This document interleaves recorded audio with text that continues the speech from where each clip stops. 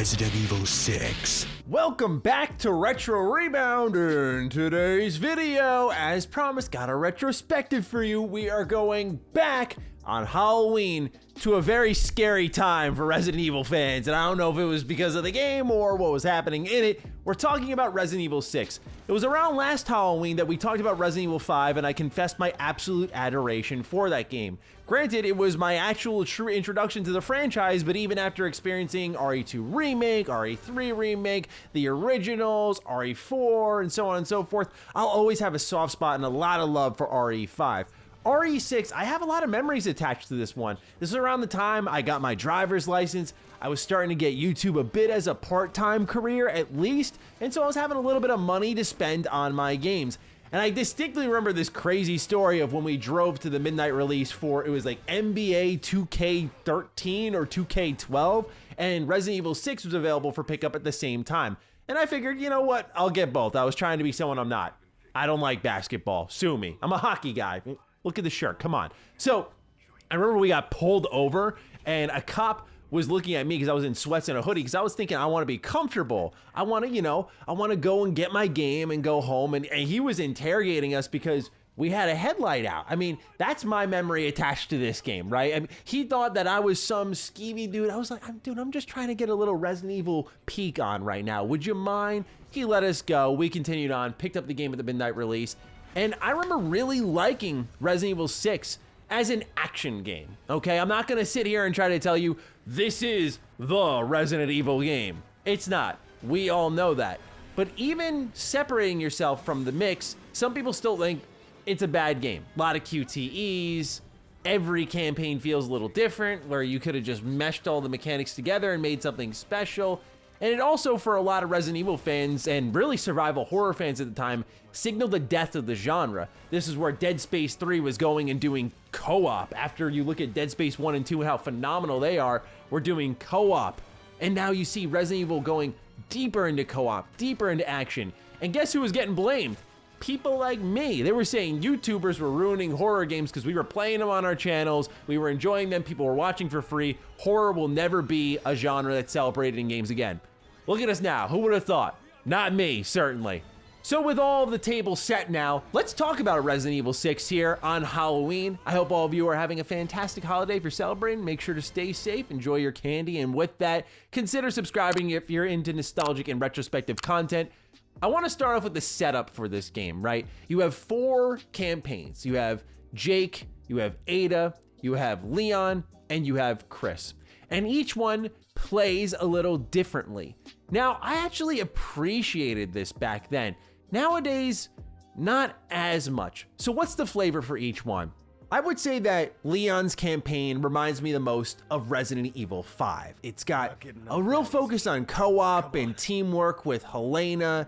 It's not too Resident Evil given its action focus. I mean, you look at the opening scenes of the game where you're running away from an exploding plane that's exploding more cars, and you're jumping into a helicopter, and then that helicopter crashes into a railroad where you grind up against a train and you fly into a window, and then you crash into a giant Megatron which drops on the I mean, it's insane. So yeah, it's that mixture of action, but then it's kind of got that RE4 feel of claustrophobic environments, really cool melee attacks, which each character has, but like Leon's dropping roundhouse kicks. For me, it's that mix of RE4 and 5 in a weird way, which I know is probably a sacrilege take for many people out there. I'm not saying it's as good as it's just what it reminds me of.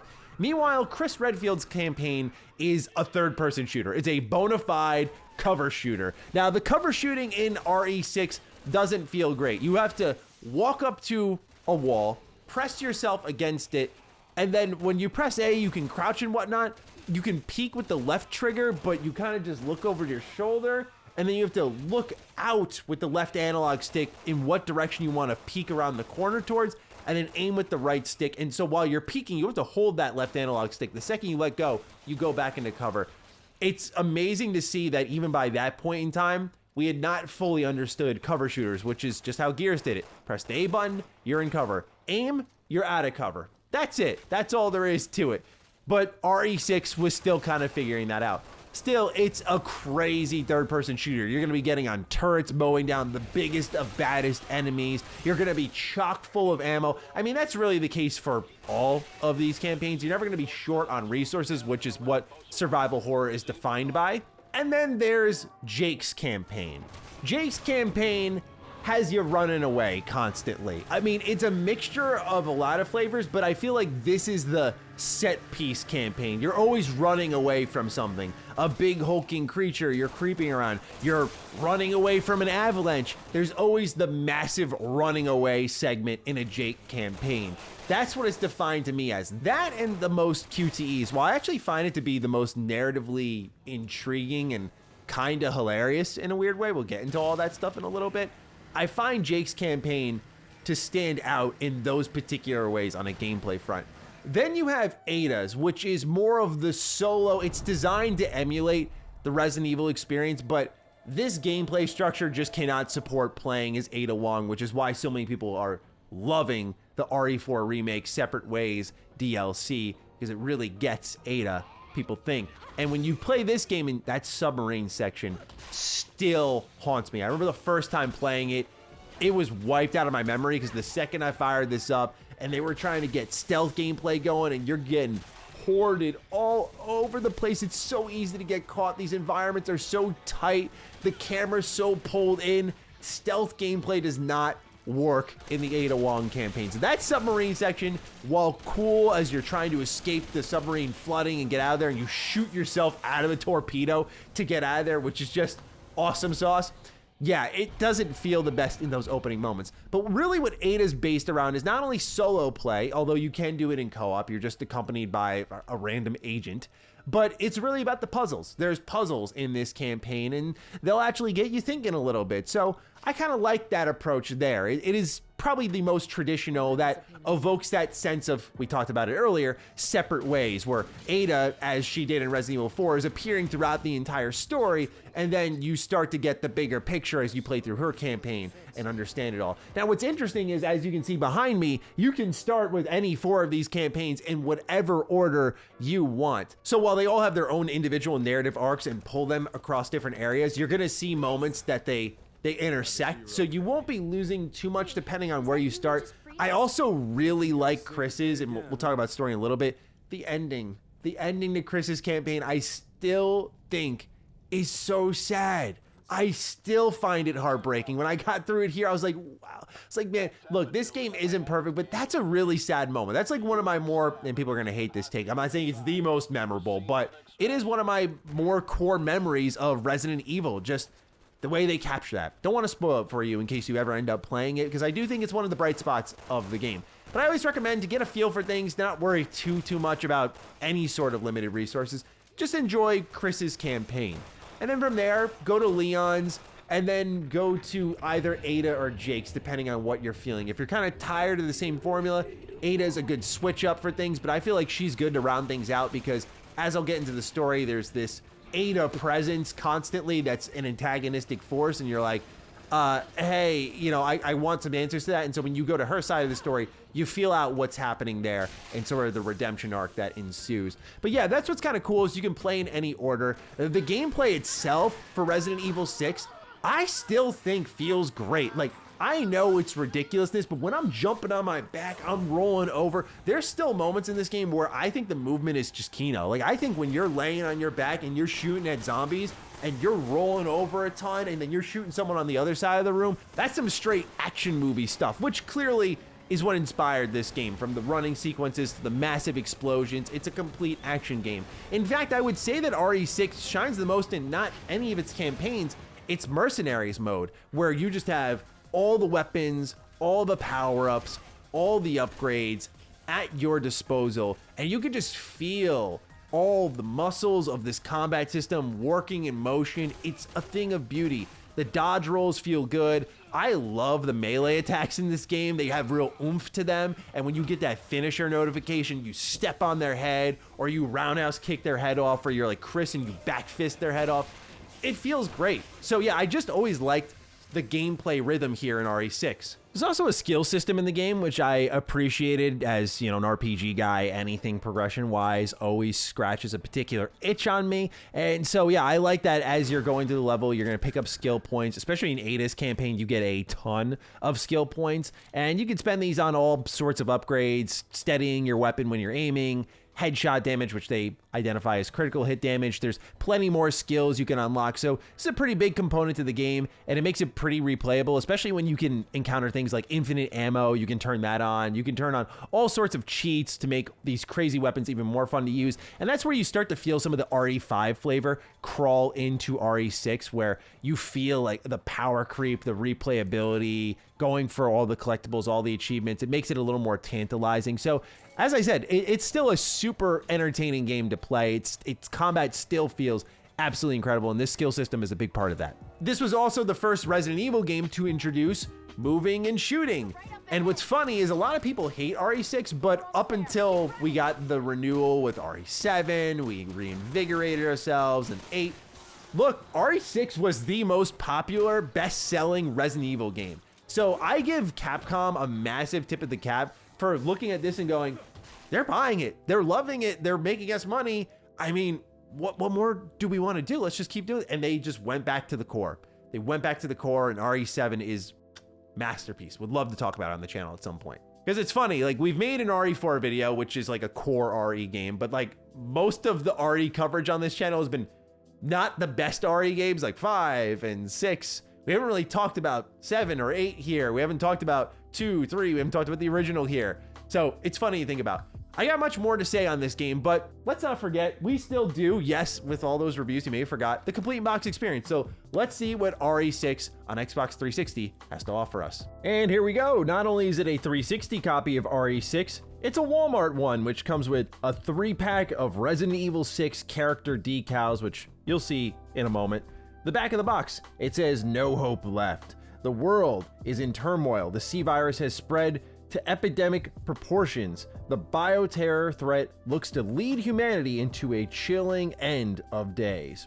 Here on the bottom it says, when all the goodbyes have been said and all hope seems lost, one final struggle begins. So kind of finale vibes here, featuring 4 unique scenarios and 4 gameplay styles. Enter the darkest corners of the world alone or with up to 4 players online.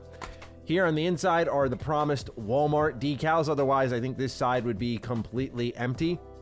You'll see here it's decals of Leon and Helena. You have Piers and Chris. And then you have a promotion here for Resident Evil Damnation. So yeah, like I said earlier, kind of when the franchise for many was going downhill, you'll see on the back here just little blurbs about who these characters are. It's just interesting to see what pre-order and store bonuses were back then. So I don't know. I mean, I just thought it was really cool and I wanted to show that off.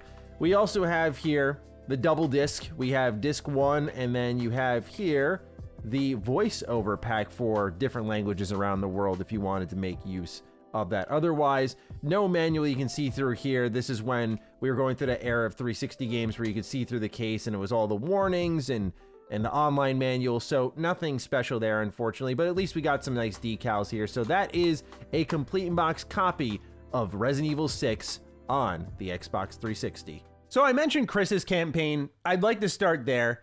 His story begins with him in a bar. He's suffering from like amnesia or something along those lines. And so Piers is like, you've got to remember, why are you not remembering their faces? And it turns out like everyone in the bar is part of the BSAA. So Chris ends up donning the uniform once more, and he heads to China to clear out the local populace who has now been infected, and he's on yet another mission once again.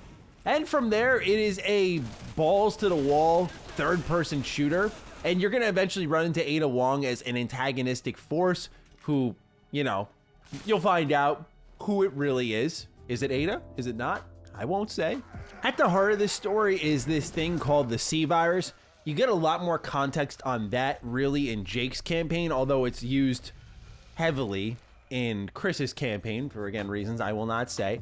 But in Jake's campaign, it's really about Sherry being a survivor of the Raccoon City incident and extracting this team of Jake and Sherry to ensure that there is a vaccine that can be made for this brand new C virus that is wreaking havoc across the globe. That's one of the things that really stands out about the story here in RE6. It feels like a global catastrophe. You're all over the place, and it's hell all over the place, and so you see why it's an all hands on deck moment. For many people, this is kind of a sad game to go back to because, well, this is the last time you see Leon Kennedy in a mainline game. I mean, RE4 remake aside, we haven't seen Leon Kennedy show up in a mainline Resident Evil game since 6, which is crazy to think about. Leon's campaign begins with him taking out the President of the United States because he has been infected on this college campus called Tall Oaks. And this is actually one of the better starting areas in an RE game, in my opinion. Like, I really like starting off here when I return to RE6 because the vibes of the college campus are cool. It's really slow out the gate. A lot of, following people around. It gives a little more context to the personal level of the virus, I think would be the narrative goal here. Like how this impacted someone close to Leon, or one of the first people you see who's infected is like a guy's daughter, and the guy dies from his own daughter. So you see just how unforgiving the virus is. It doesn't matter if you're friend or foe, family, doesn't matter. You're probably going to die. And that's kind of like the grim reality of the narrative here. It turns out that there's a member of national security named Simmons. He is, he's a turncoat. He's the reason, what happened with the president happened to the president. There also may be a missile on the way carrying the C virus that's going to spread it even further around the globe. So now everyone's starting to pool together their resources. Now we're getting interaction across the entire cast, which I think is one of the cool aspects of the game. Like, if you've been a long-time Resident Evil fan, I think there is something noteworthy here of seeing all these characters kind of rounded up. But what's also kind of frustrating is it was, at the time, another injection of new characters. Like, who's Jake? Obviously, his importance and connection to Albert Wesker makes him a valuable character to the roster. But when you get someone like Sheva shoved into RE5, you're thinking, like, maybe this is an opportunity to grow that element a bit more, bring her back for RE6. Or after the Nightmares DLC with Chris in RE5, is there something involving Jill, or just something there, right? But you see that there are more characters injected, so this fell flat for many people. Again, I think they did a really good job with Piers, making him count in the overall RE story. I think Jake is actually an interesting character because Jake is the key to this entire vaccine, pretty much. And while he's selfish, or he starts off that way, he shows the most growth as a character, and especially given he's connected to my favorite character in the entire series, Albert Wesker, I already had a pretty strong infatuation with where his character would end up. And so his whole story is pretty much an escort mission at the end of the day. And it ends up, everyone's gonna win in the end of all of this. Well, most people will win in the end of all this. So RE6's story isn't one that's gonna, I'd say, blow you away, but it's super entertaining. It's definitely super entertaining.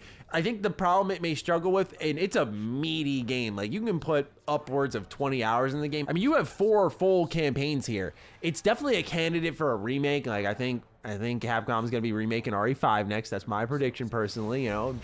Just saying, they gotta remake the GOAT. I think that one's feasible, but RE6, I look at it and I'm like, how do you remake RE6 with 4 different campaigns, 4 different combat styles? Do you just have one storyline and cycle between the playable characters? But that kind of breaks up resource allocation.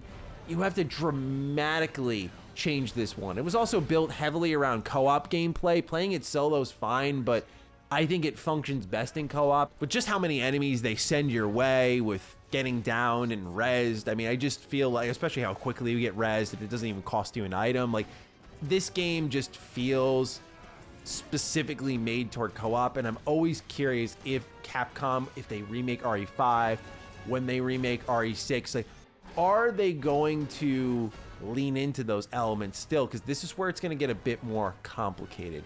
We'll see, I suppose. But going back to RE6 was a fun time. I love how the game plays. I love how it feels going across all its modes and all of its storylines. Its story, while ridiculous, is pretty entertaining, and I guess I still have a soft spot for the game. It's loaded to the brim with QTEs. It's a little annoying when every zombie that grabs your ankles, you fall on your back, you gotta press some input, every cutscene requires some input. It's a very much like 2012, 2013 era game where this is where we were kind of getting away from what made games special. But I look at it now and it's hard to imagine a game like RE6 existing in today's development environment. So in that sense, as an industry enthusiast, I cherish it in a different way. But ladies and gentlemen, looking forward to seeing your thoughts on RE6 down below. Do you have a special space in your heart for this game, or do you hate it? Let me know down below. And with that, ladies and gentlemen, take great care of yourselves, and I will see you in the next Retro Rebound. Peace out.